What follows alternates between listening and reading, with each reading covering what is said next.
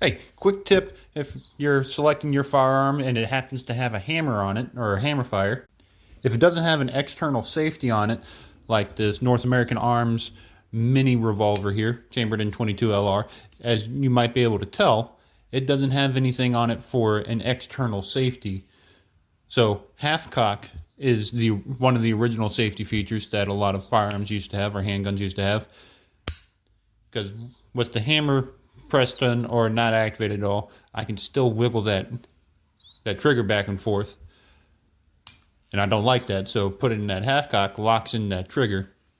Same thing for 1911s and 2011s. This one has an external safety that can only be activated with the hammer fully pressed back. But if I don't want to carry it like that, I can put it at half cock. The trigger moves a little bit, but not nearly enough to fully engage the hammer and set off that firing pin. So at half cock, it's rendered inert.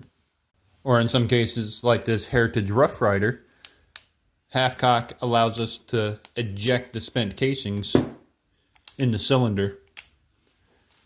But it does have its external safety. And the only function that the half cock does is free up the cylinder. Unless you get that quarter cock there. And it's also a safety feature. I haven't fiddled with this one all too much in the last few years. Just make sure you do your research, because not every firearm with a hammer does have a half cock position.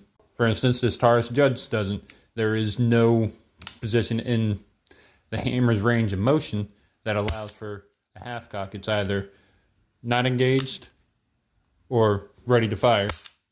Same with this Bond Arms Rough and Rowdy. It's not engaged, ready to fire. Nothing in between. Just make sure you check your firearms and y'all stay safe out there.